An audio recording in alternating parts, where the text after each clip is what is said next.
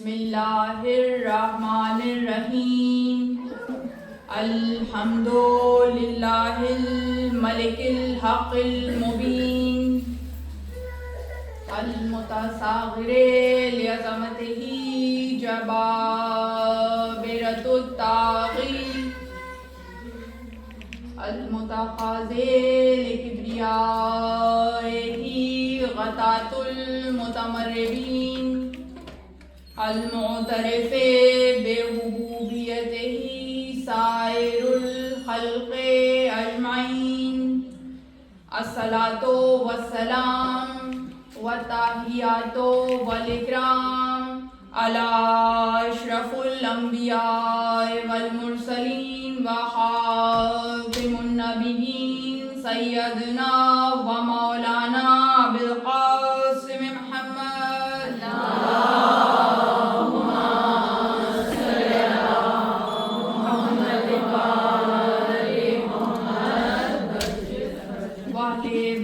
الطیبین الطاہرین المعصومین المظلومین اما بعد فقد قال اللہ سبحانہ وتعالی فی محکم کتابہ المبین بسم اللہ الرحمن الرحیم ثم اورثنا الكتاب الذین اصطفینا من عبادنا صلوات اللہم صلی علی محمد وآل محمد.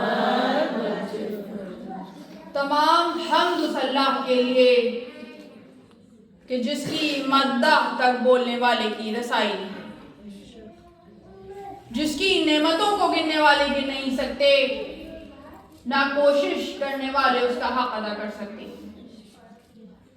نہ بلند پرواز ہمتیں اسے پا سکتی ہیں، نہ عقل و فہم کی گہرائیاں اس کی تہ تک پہنچ سکتی ہیں۔ اس کے کمال ذات کی کوئی حد معین نہیں، نہ اس کے لیے توصیفی الفاظ ہیں، نہ اس کی ابتدا کے لیے کوئی وقت ہے کہ جسے شمار میں لایا جا سکے، نہ اس کی کوئی مدت ہے کہ جو کہیں پہ ختم ہو جائے۔ صلوات دیجیے اللہم صلی علی محمد وآل محمد. میں نے سرنامہ کلام میں سورہ فاطر کی 32ویں آیت کی تلاوت کا شرف حاصل کیا۔ اس آیت میں پروردگار عالم اعلان کر رہا ہے کہ ہم نے قرآن کا وارث مصطفیٰ بندوں کو بنایا۔ پروردگار عالم اس آیت میں یہ بتا رہا ہے کہ یہ کتاب، یہ ذکر کہ جسے ہم نے نازل کیا ہے، تو اس کتاب کو لاوارث نہ سمجھو، اس کتاب کا وارث مصطفیٰ بندوں کو بنایا گیا۔ مصطفیٰ کی معنی کیا؟ کہ جنہیں چن لیا گیا، those who are the selected ones, not the elected ones. Election کے ذریعے نہیں بنا سکتے۔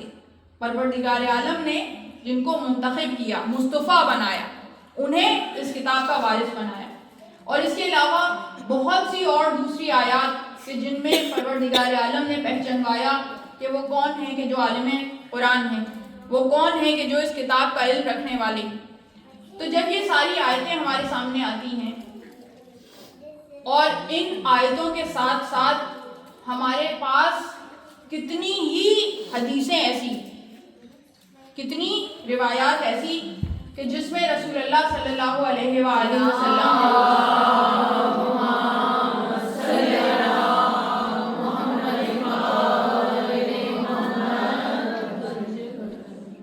رسول نے فرمایا کہ میرے بعد میرے امام 12 ہوں گے۔ ایک مرتبہ صلوات دیجیے اللہم صلی علی محمد وآل محمد. ایک مرتبہ اور بلند اللہم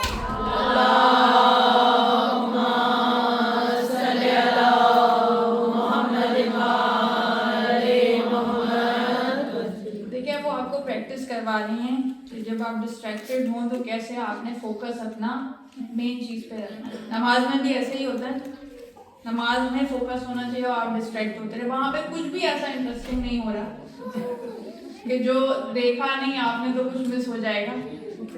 late them do whatever they are doing, لیکن فوکس آپ کا مجلس پہ ہونا چاہیے.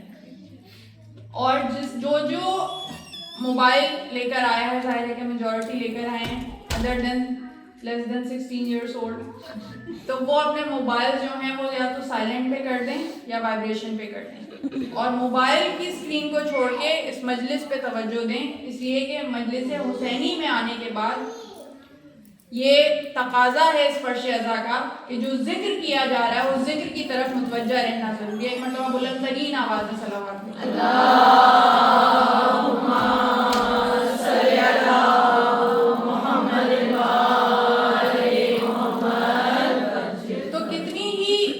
آیتیں ایسی کہ جس میں پروردگار عالم ان مصطفیٰ بندوں کے بارے میں بتا رہا ہے کہ جنہیں قرآن کا وارث بنایا گیا, اور اس کے بعد کتنی روایتیں ایسی جو ہماری کتابوں میں نہیں, اہل سنت کی کتابوں میں موجود, کہ جن میں رسول نے فرمایا کہ میرے بعد میرے امام 12 ہوں گے, یا کہا میرے بعد میرے خلیفہ 12 ہوں گے. کہیں امام کا لفظ ہے, کہیں خلفاء کا لفظ ہے, مگر اسنا عشری کا صیغہ 12 کا صیغہ محفوظ ہے, ہماری کتابوں میں نہیں. کتنی ان کی معتبر کتابیں ہیں, صحیح مسلم ہے, کنز الاعمال ہے, ملا احمد متقی کی کتاب ہے جس میں یہ روایت محفوظ ہے. اور کئی روایات تو ایسی جو ان کی کتابوں میں آئی جس میں ان 12 اماموں کے نام بما ولدیت پہچانوائے گئے, ولدیت سمیت. اور پہلے جب ہم یہ حوالے دیتے تھے, لوگ جا کر کتاب میں حوالہ تلاش کرتے تھے اور دیکھتے تھے, تو اب کتاب پڑھنے کا تو رواج نہیں ہے, ویڈیو دیکھنے کا تو رواج ہے. تو ویڈیو پہ جا کر آپ سرچ کریں تو آپ آج بھی دیکھ سکتے ہیں کہ مسجد نبوی میں ان 12 اماموں کے نام بما ولدیت آج بھی لکھے ہوئے ہیں. بما ولدیت آج بھی. تو جس طرح فرعون کی گود میں پروردگار عالم نے موسیٰ کو محفوظ رکھا, اس طرح جتنی بھی کوششیں کر لی ہیں مٹانے کی ان کی کتابوں میں اسی طرح محفوظ. کتنی ہی زیارتیں ہیں جو اماموں کی تھی, ایک سے ایک بڑی زیارت, وہ انہوں نے مٹا دی, صفحہ ہستی سے مٹا دی, زمین سے ملا دی, مٹی بنا دی. مگر مسجد نبوی میں ان 12 اماموں کے نام آج بھی محفوظ ہیں, آج بھی لکھے ہوئے ہیں.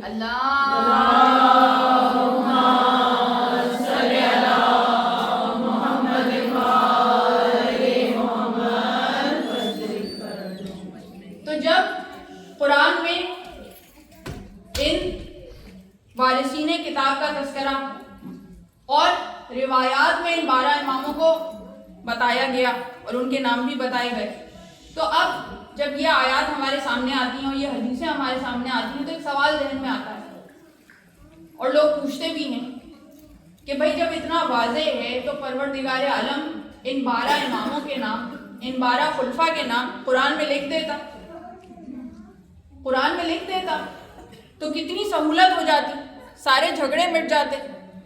ابھی تو ہمیں کتابوں میں تلاش کر کے حدیثیں دکھانی پڑتی ہیں, جب قرآن میں لکھا ہوتا تو کتنا آسانی ہو جاتی. قرآن کو تو سب مانتے ہیں نا, اور قرآن ایک جیسا ہے سارے مسالک کا. تو اگر ان میں ان 12 اماموں کے نام, 12 خلفاء کے نام لکھے ہوتے تو کتنی سہولت ہو جاتی, سارے جھگڑے مٹ جاتے. اور کوئی مشکل بات تو ہے نہیں, ان اللہ علی کل شیء قدیر, ہر ایک شے پہ قدرت ہے, ہر ایک شے پہ دسترس ہے پروردگار عالم کو. تو وہ ان 12 اماموں کے نام قرآن میں لکھ سکتا تھا, علی کا نام, حسن کا نام, حسین کا نام, قائم آل محمد تک کے نام.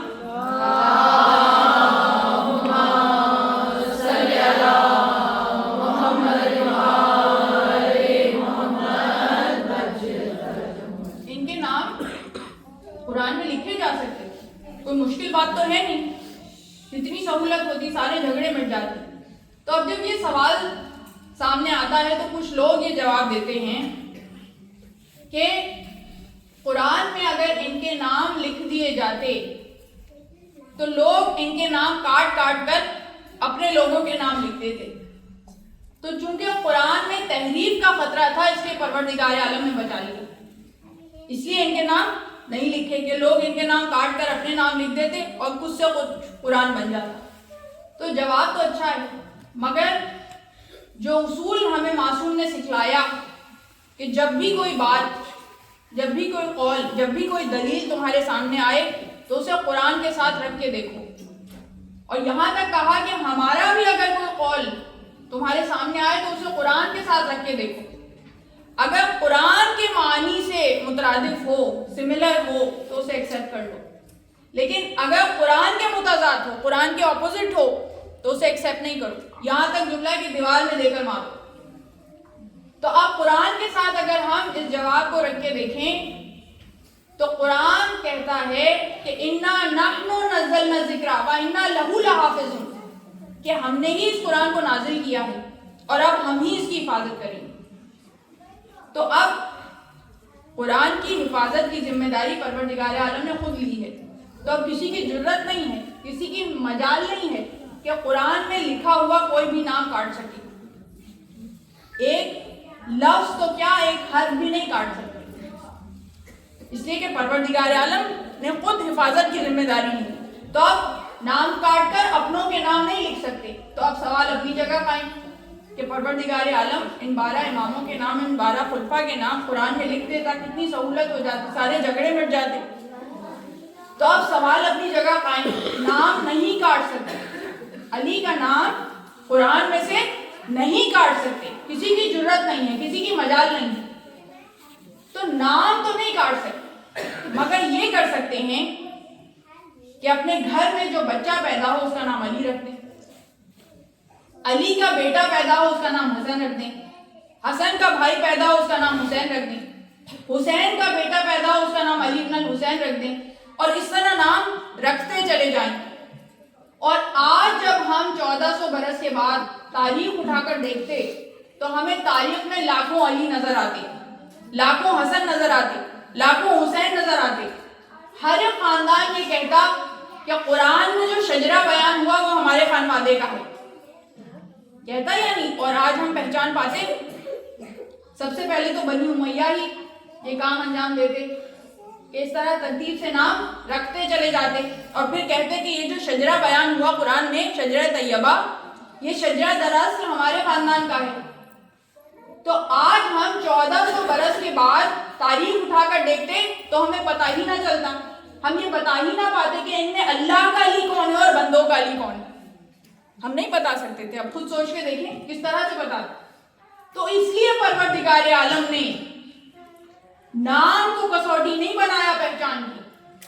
علی کا نام قرآن میں نہیں لکھا, علی کو نام قرآن میں نہیں لکھا, علی کو نام سے نہیں پہچان پایا, علی کا کردار قرآن میں لکھ دیا, علی کا کردار قرآن میں لکھ دیا کہ نام کے علی تو بہت بنا لاؤ گے, ایک کردار کا علی بنا کے لاؤ تو جانی, ایک کردار کا علی, علی کے جیسا کردار والا بنا کے لانا ناممکن ہے. اور علی تو وہ ہے کہ جو اتنی خصوصیات اور صفات کا مجموعہ ہے کہ ساری صفات اور خصوصیات کو جمع کر لینا ہی ایک شخصیت میں معجزہ ہے, اور اس کی پھر کاپی تیار کرنا ناممکن. یعنی صرف صفات اور خصوصیات ہی کو اگر میں گنواؤں تو پوری مجلس اسی میں صرف ہو جائے گی, صرف گنوانے میں. تو پوری صفات اور خصوصیات کو تو کاپی کر ہی نہیں سکتے, علی کی ایک دو صفات کو بھی اس درجہ کمال پہ کہ جیسا علی میں تھا ممکن نہیں ہے کہ نقل تیار کی جا سکے. اور صفات اور کمال اور خصوصیات اور فضائل میں سے جو سب سے بڑی فضیلتیں ہیں قرآن کے مطابق وہ دو چیزیں ہیں, ایک ہے علم اور ایک شجاعت. علم ایک ایسی چیز ہے کہ جسے پروردگار عالم نے اس درجے پہ رکھا کہ جسے وجہ امتیاز قرار دیا. یہاں تک الفاظ ہیں قرآن کے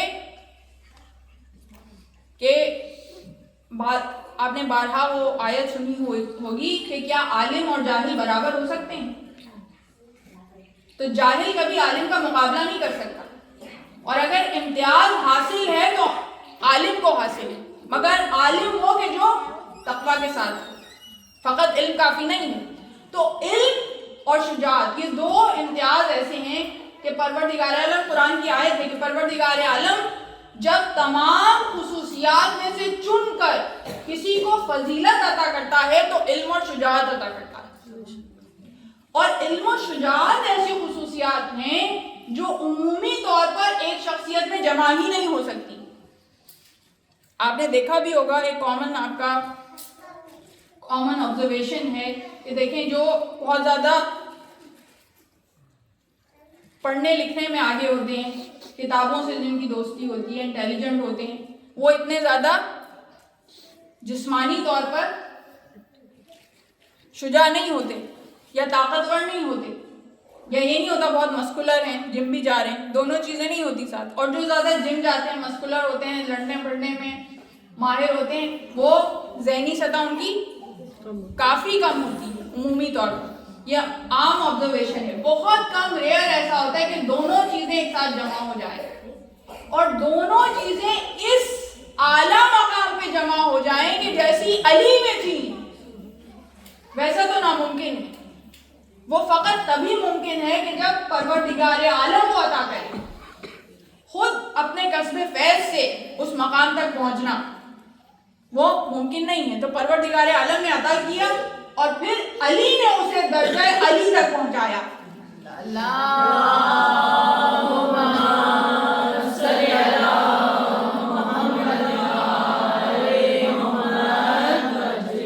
درجہ کمال تک پہنچایا۔ اور یہ دونوں صفات ایسی ہیں کہ دیکھیں، جس میں سب سے پہلے اگر علم ہم لیں تو علم ایک ایسی صفت ہے جسے ہر ایک عزت کی نگاہ سے دیکھتا ہے، اس لیے کہ یہ وہ درجہ کمال ہے کہ جس کے پاس جتنی آتی چلی جاتی ہے وہ بلندیوں کا سفر کرتا چلا جاتا ہے۔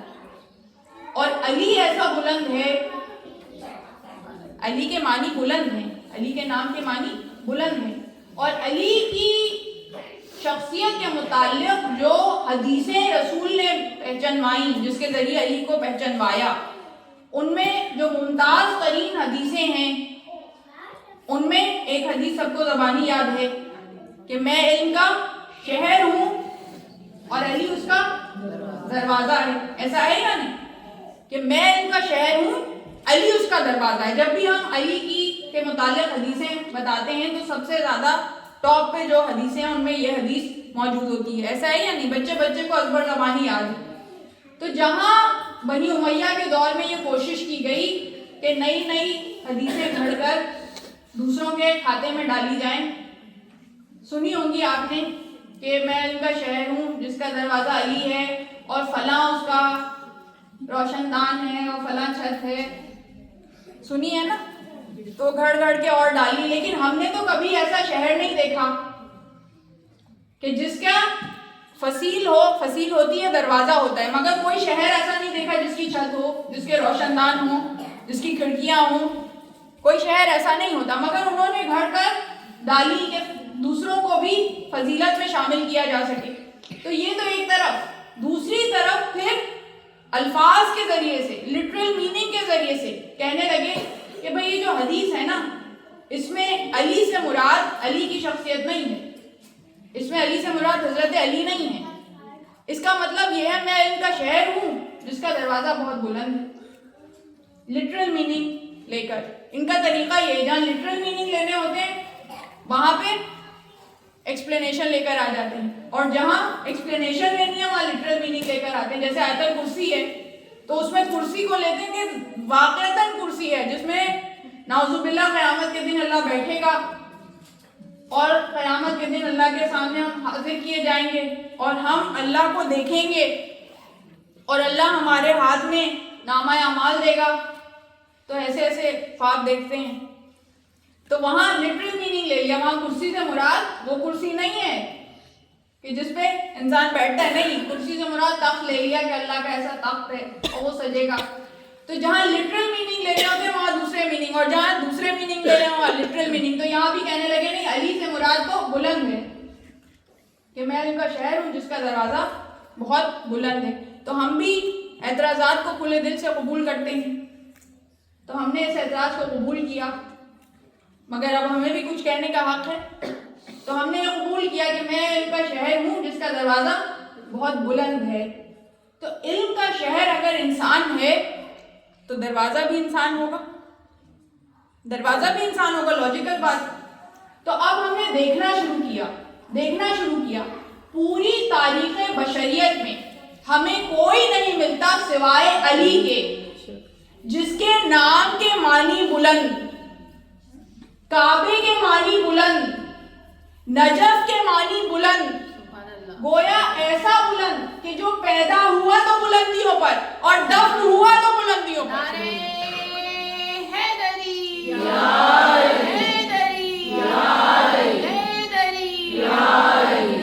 مولا علی علیہ السلام بلند تر صلوات.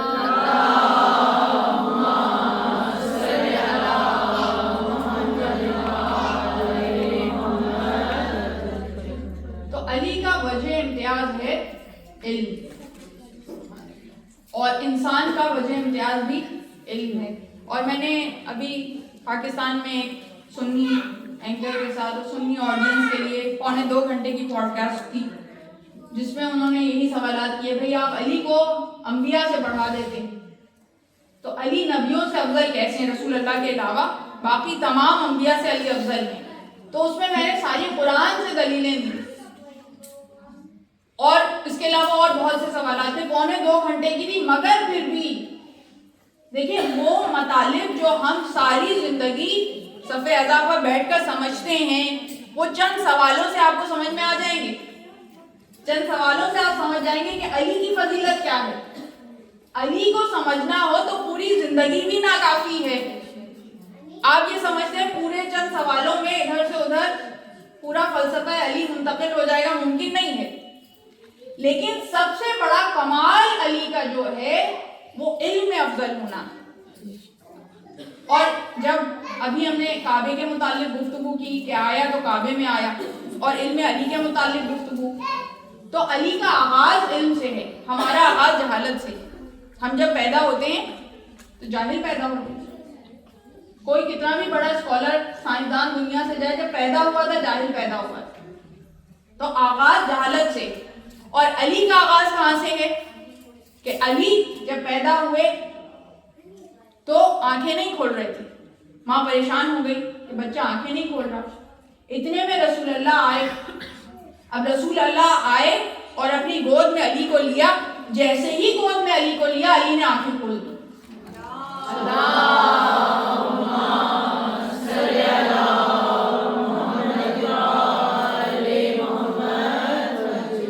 جیسے ہی نبی کی ہتھیلیوں پر آئے, علی نے آنکھیں کھول دی, اور بے اختیار رسول اللہ نے مسکرا کے کہا خصتنی بنظرک وخصتک بالعلم.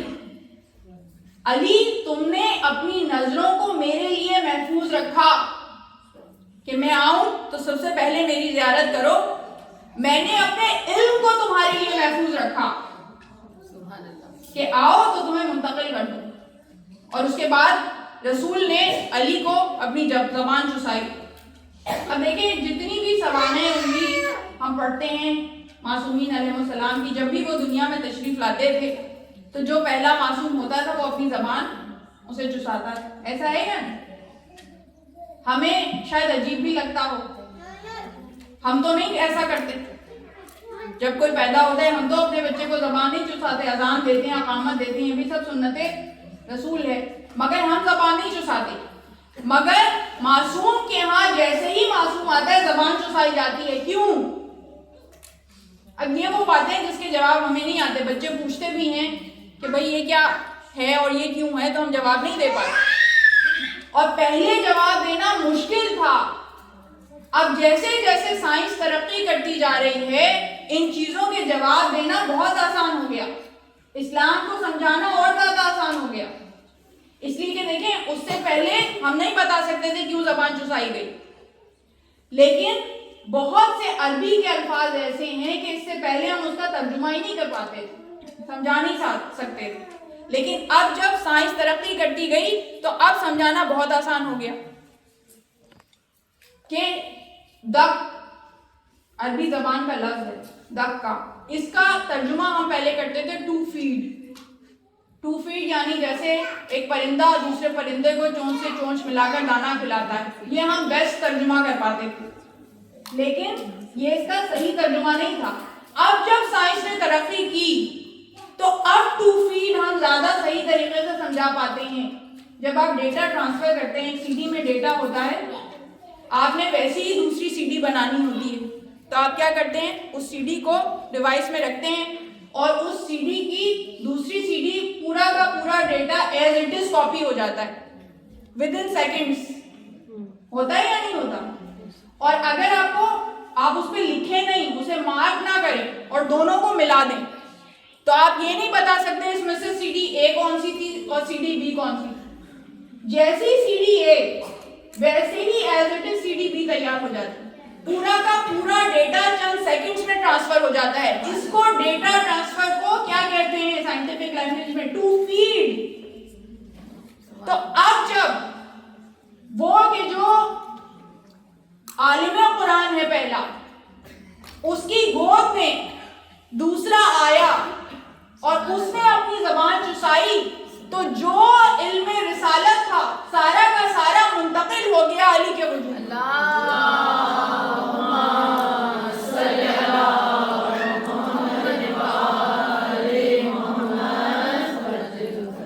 اور اس کے بعد رسول نے کہا کہ یا علی کو سناؤ، تو علی نے کہا یا علی یا رسول اللہ کہاں سے سناؤں؟ توریت سے سناؤں، زبور سے سناؤں، انجیل سے سناؤں، قرآن سے سناؤں؟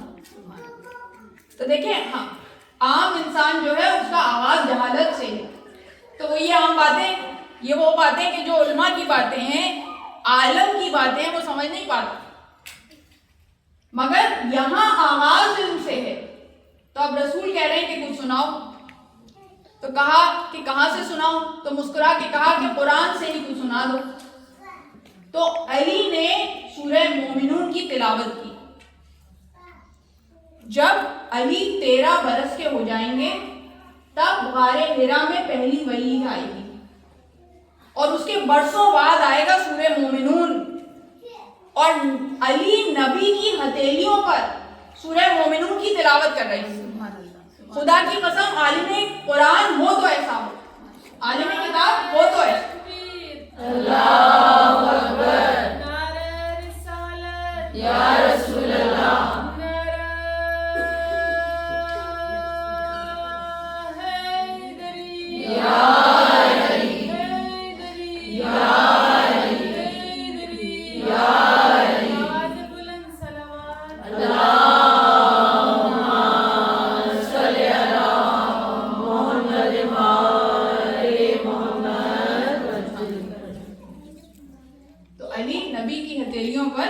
سورہ مومنون کی تلاوت کر رہے ہیں، تو اب اعتراض کیے بغیر تو رہ نہیں سکتے۔ کہنے لگے کہ بھائی تم تو علی کو نبی سے بھی بڑھا دیتے ہو، نبی نے تو آتے قرآن کی تلاوت نہیں کی، نبی نے تو پیدا ہوتے قرآن نہیں سنایا تھا۔ تو نبی نے پیدا ہوتے قرآن اس لیے نہیں سنایا کہ اگر نبی قرآن سنا بھی دیتے تو تصدیق کون کرتا کہ قرآن، کون بتاتا کہ یہ قرآن ہے؟ کافر و مشرک کہتے کہ نہ جانے کیا کہہ گئے۔ تو پروردگار عالم نے انتظام کیا کہ ایسے سے قرآن کی تلاوت کروائی کہ صاحب قرآن کو تصدیق کر دے کہ یہ قرآن ہے، کہ ہر شخص ہر ایک بات کو پاتا ہی نہیں تھا، ہر شخص ہر ایک بات کو پاتا ہی نہیں تھا، ذہنوں میں کوئی لفظ سماتا ہی نہیں تھا۔ قرآن سناتے بھی بھلا کس کو محمد، قرآن کسی اور کو آتا ہی نہیں تھا۔ اللہم صلی علی محمد۔ نعرہ تکبیر، اللہ اکبر، نعرہ تکبیر، اللہ اکبر، نعرہ رسالت یا رسول اللہ، نعرہ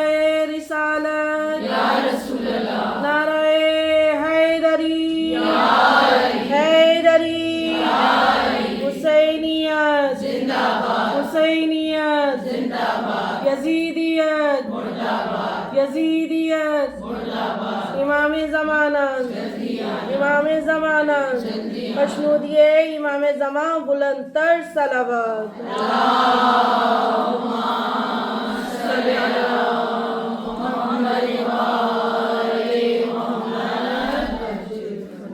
تو جیسے جیسے علم آگے بڑھ رہا ہے ویسے ویسے علی کو سمجھنا آسان ہوتا جا رہا ہے.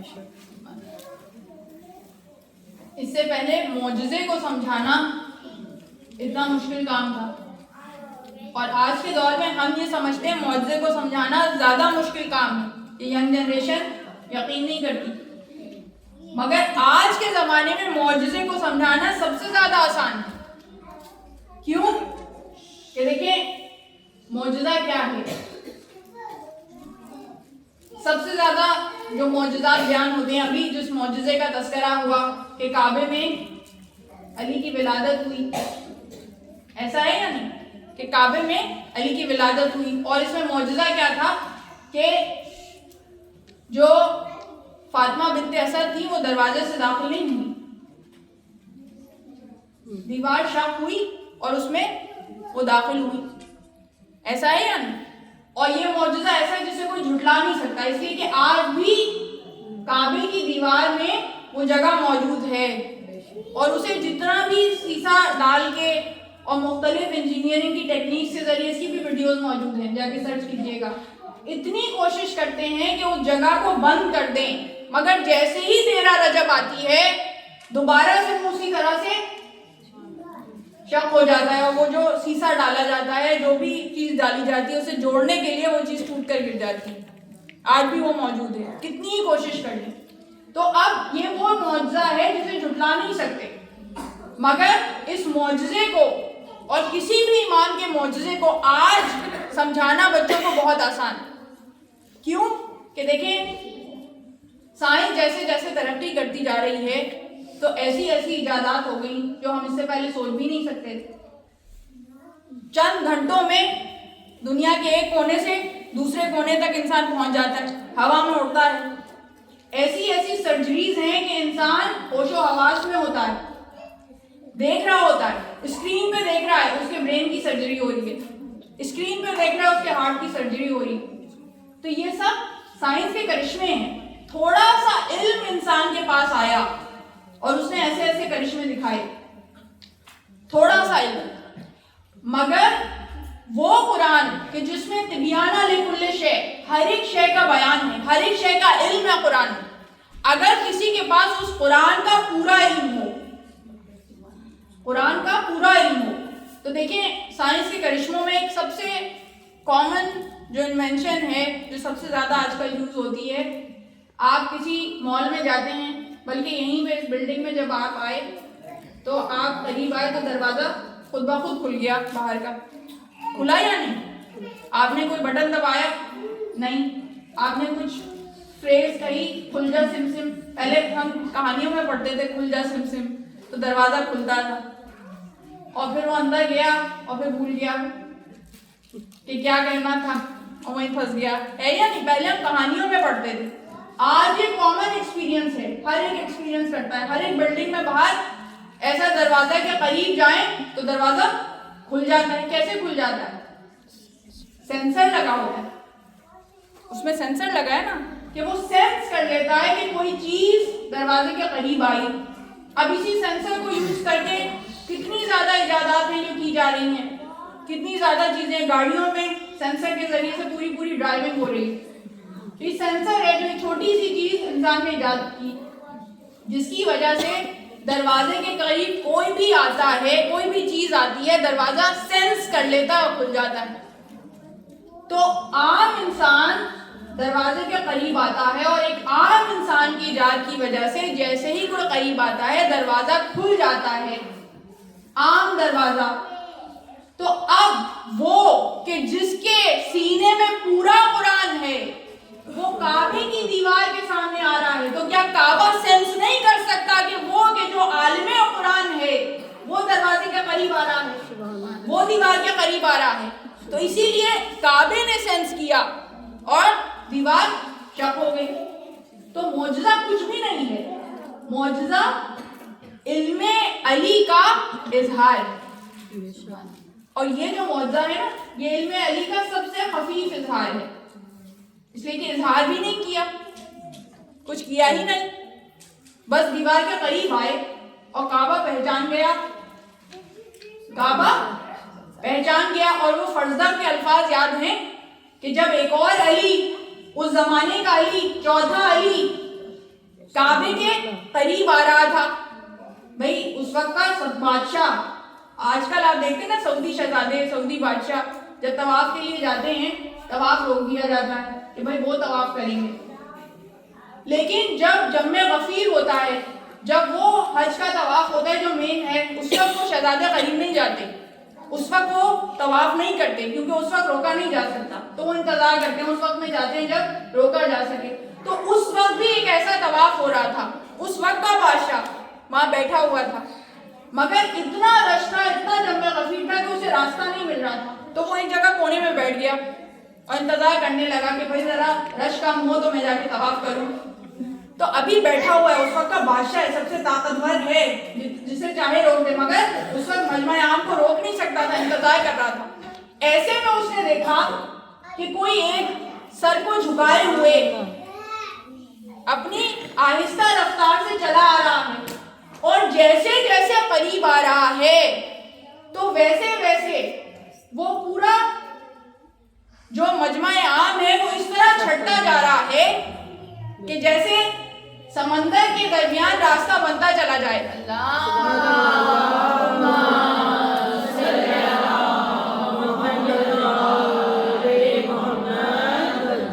اور وہ اسی طرح خاموش اپنی دھیمی رفتار سے چلتے ہوئے آئے، اور آنے کے بعد حجر اسود کو بوسہ دیا، اور بوسہ دینے کے بعد واپس پلٹے۔ تو وہ بادشاہ حیران ہوا کہ بھائی یہ ہے کون، یہ ہے کون؟ تو اس وقت فرزدق نے اپنے وہ مشہور اشعار کہے کہ تم انہیں نہیں پہچانتے کہ یہ کون ہے، یہ وہ ہیں کہ جنہیں کعبہ پہچانتا ہے، یہ وہ ہیں کہ جنہیں حجر اسود پہچانتا ہے، یہ وہ ہیں کہ جو حجر اسود کو بوسہ نہیں دیتے، حجر اسود آگے بڑھ کر ان کے ہاتھوں کو بوسہ دیتا ہے۔ نعرہ حیدری، حیدری، حیدری، مودی محمد والے محمد علیہ السلام، بلند تر صلوات۔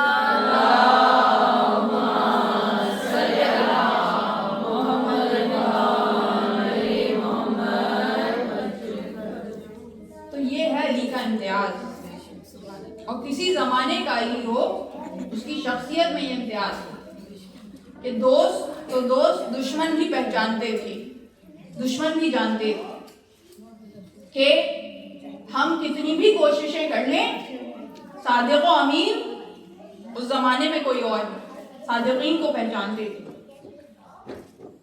لیکن جو علی اور علی والے ہیں، کتنی بھی مشکلات آئیں کسی بھی زمانے میں، اور آئندہ کی تقریب میں انشاءاللہ اس موضوع پہ گفتگو کروں گی، اور یہ وہ موضوعات ہیں جو اس وقت اس زمانے میں ایڈریس ہونے سب سے زیادہ ضروری ہیں۔ کل میں نے آپ کے سامنے عرض کیا تھا کہ کیوں ضروری ہے، اس لیے کہ ہم اس زمانے میں زندگی گزار رہے ہیں کہ ہمیں نہیں معلوم کہ ہمارے پاس کتنے محرم ایسے ہیں اس 10 محرم سے پہلے کہ جس میں امام کا ظہور ہوگا، ہمیں نہیں معلوم۔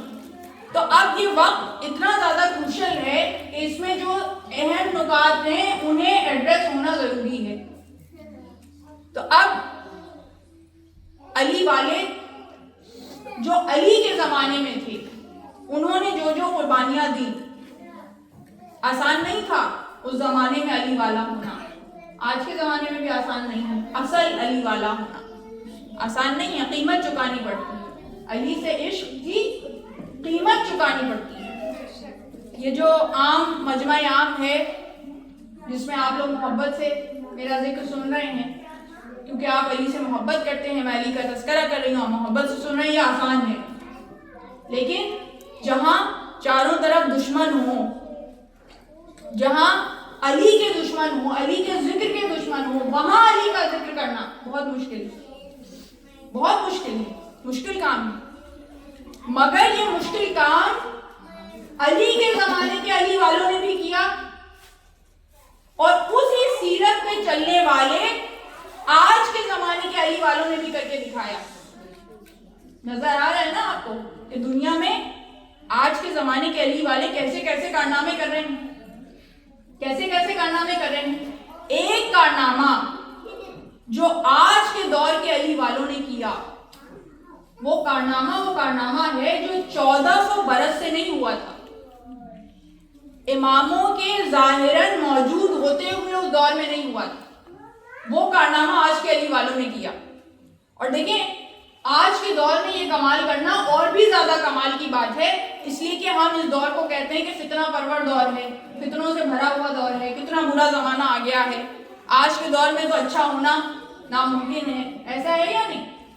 اس دور میں یہ کارنامہ انجام دینا, کیا کارنامہ کہ دیکھیں جس وقت رسول کی رحلت ہوئی, رسول کی رحلت سے پہلے جتنی جنگیں ہوئی, جتنے غزوات ہوئے, وہ سب کے سب علی نے اپنی تلوار سے جتوائے.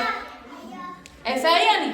پورا چیلنج ہے, کوئی ہے تو اس کو غلط ثابت کر کے دکھا دے. یہاں تک کہ علی جنگ جیتتے تھے اور وہ جو بھاگنے میں چیمپئن تھے, وہ جیتی ہوئی جنگ کو ہروانے میں تل جاتے تھے. پھر علی آتے تھے, جنگ احد میں ایسا ہوا, پھر علی آتے تھے اپنے زور و بازو سے اس ہاری ہوئی جنگ کو واپس جتواتے تھے.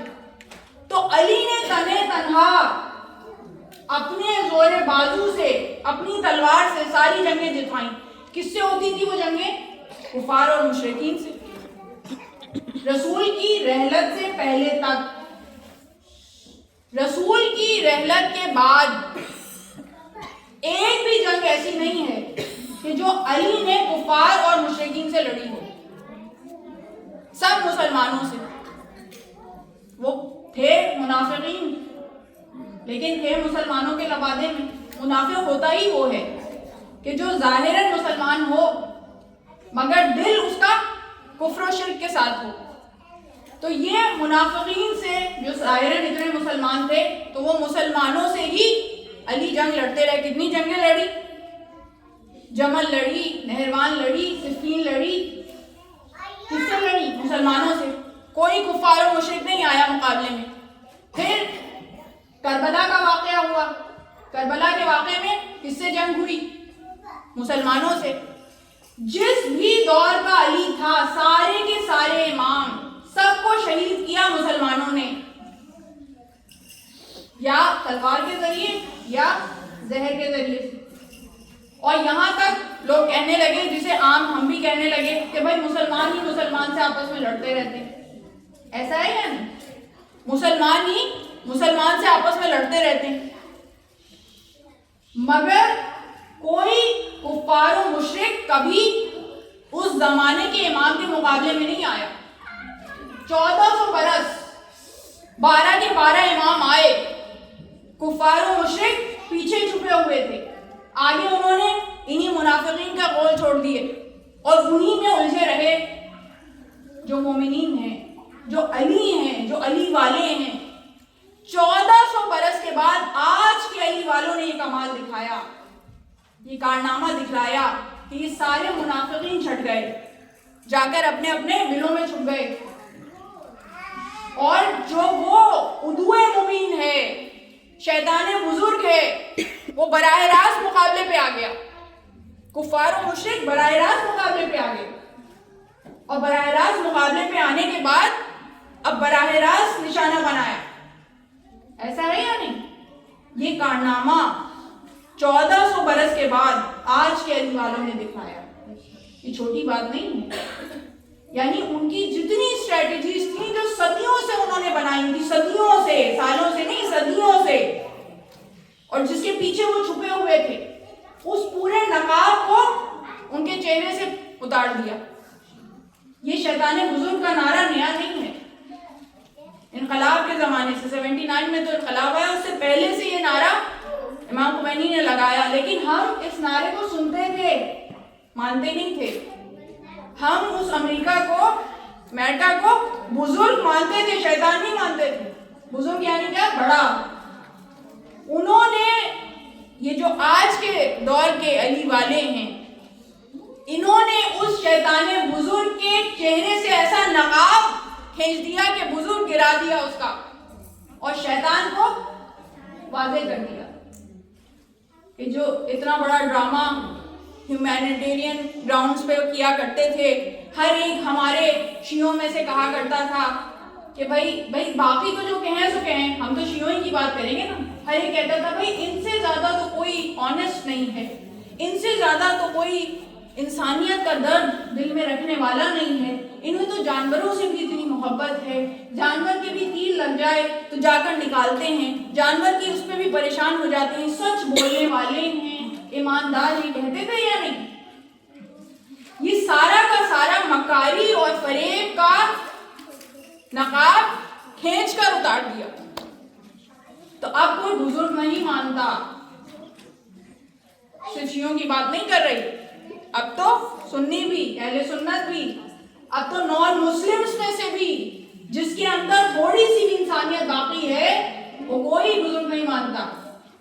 मैं खुद अमेरिका में उन्हीं के गढ़ में पढ़ के आई हूँ और वहां पे जितने वहां के रहने वाले हैं वो सब एक ज़बान होके कहते हैं कि इनसे बुरा कोई नहीं है, इनकी अपनी हुकूमत, जिससे पहले अपनी हुकूमत के ये लोग तराने गाया करते थे, वो इससे बेहतर नहीं हो सकता था। America was the greatest nation, उस ग्रेटेस्ट नेशन को जवाल पजीर कर दिया।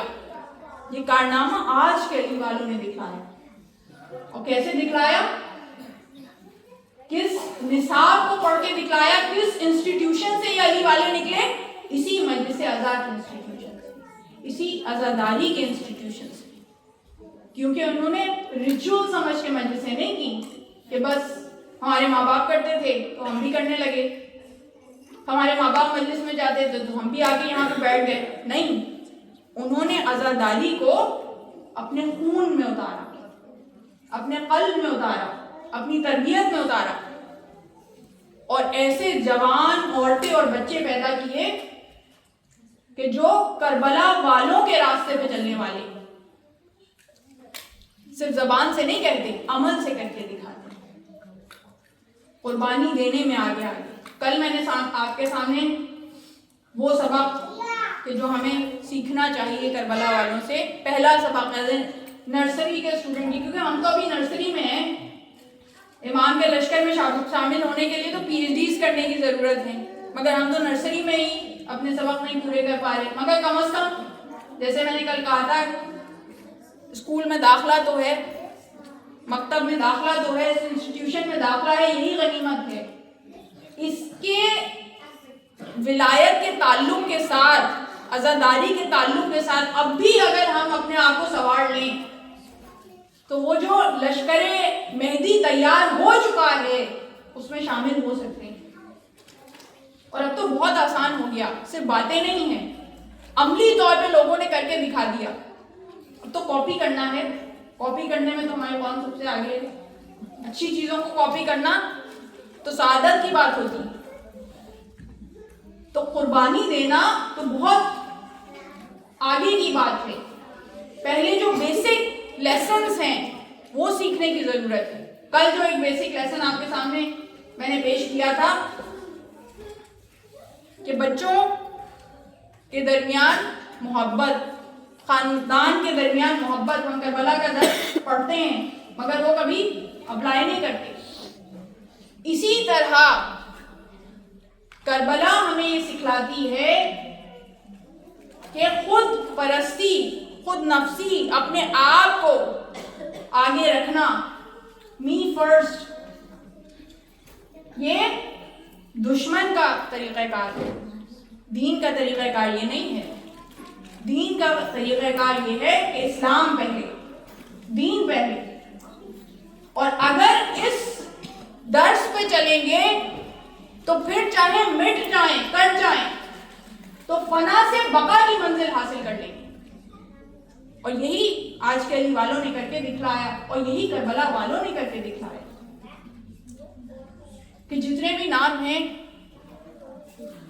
उन सब में जो भी था, हुसैन से जितनी ज़्यादा निस्बत रखता था, हुसैन से जितना ज़्यादा ताल्लुक़ था, उसने ये साबित किया कि हम उतना ही ज़्यादा जिम्मेदारी को अदा करने वाले हैं, اتنے ہی زیادہ قربانی دینے والے ہیں. یہ نہیں کہ حسین سے تعلق زیادہ ہے تو اب منصب زیادہ حاصل کریں, حسین سے تعلق زیادہ ہے تو خود پہ اپنی بڑائی کا اظہار کریں, حسین سے تعلق زیادہ ہے تو خود غرضی کا زیادہ اظہار کریں. نہیں, حسین سے تعلق زیادہ ہے تو خود کو قربان کرنے والی.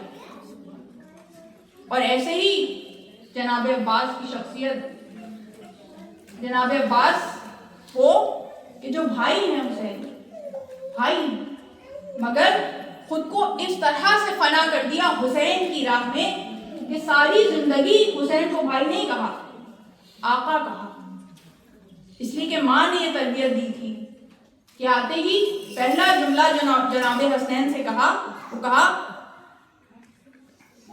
کہ میں ماں بن کے نہیں آئی, کنیز بن کے آئی. اور ساری زندگی ثابت کیا کہ کنیز ہیں, اور بچوں کو بھی یہ سکھایا کہ دیکھو بھائی نہ کہنا, وہ آقا ہے اور تم غلام ہو. اطاعت امام کرنا سکھائی, اور اطاعت امام کا حق عباس نے اس طرح سے ادا کیا کہ عباس جیسا شجاع, عباس جیسا بہادر,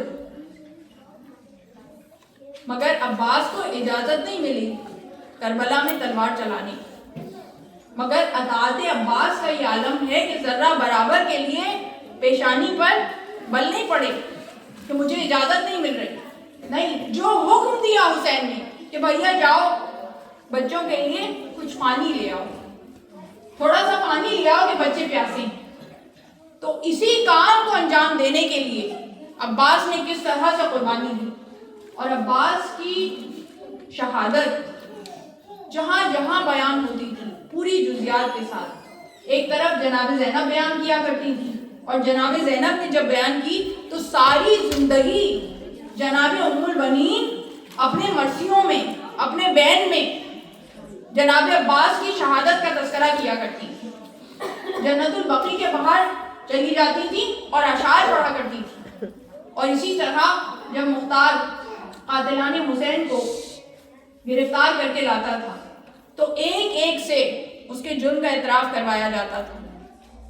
اور جب حرملہ کو گرفتار کر کے لایا گیا تو حرملہ سے جب اس کے جرم کا اعتراف کروایا گیا تو جہاں حرملہ نے اپنے سارے مظالم کا اظہار کیا اور اپنے 3 تیر جو کربلا کے واقعے میں اس نے چلائے ان تیر کے احوال کا تذکرہ کیا, تو سب سے زیادہ دردناک مقام وہ تھا کہ جب عباس کی شہادت کا تذکرہ آیا کہ حرملہ کہتا ہے کہ میں نے اپنا پہلا تیر اس وقت چلہ کمان میں جوڑا کہ جب عباس نے پانی کو مشکیزے میں بھر لیا تھا اور تیزی سے دوڑتے ہوئے خیام حسینی کی طرف لے کر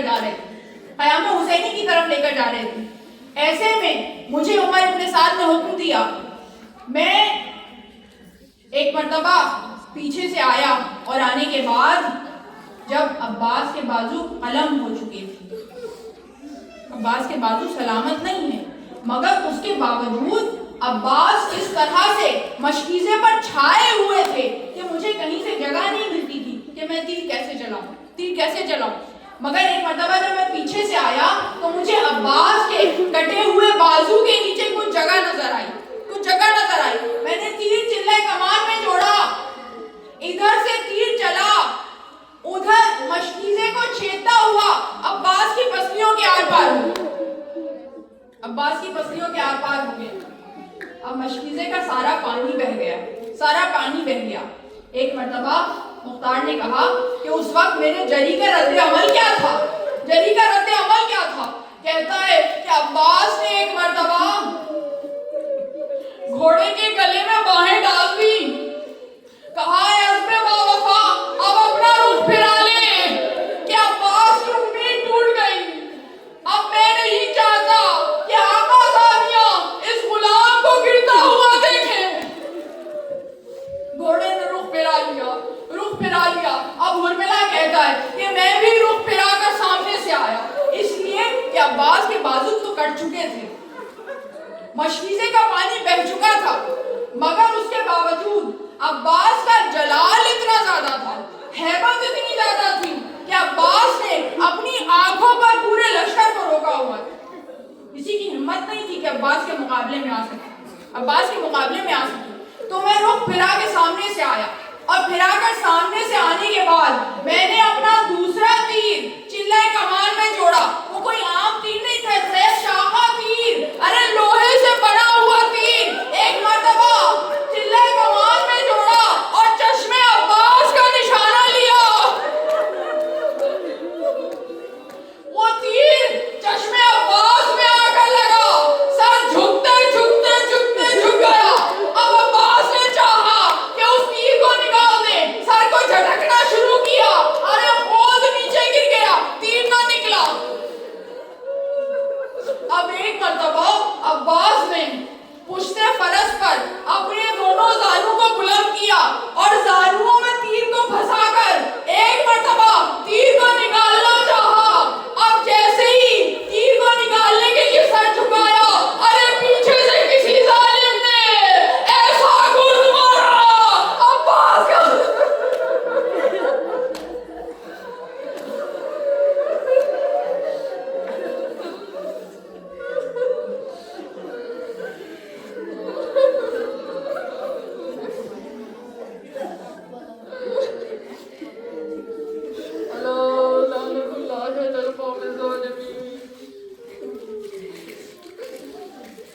मातम में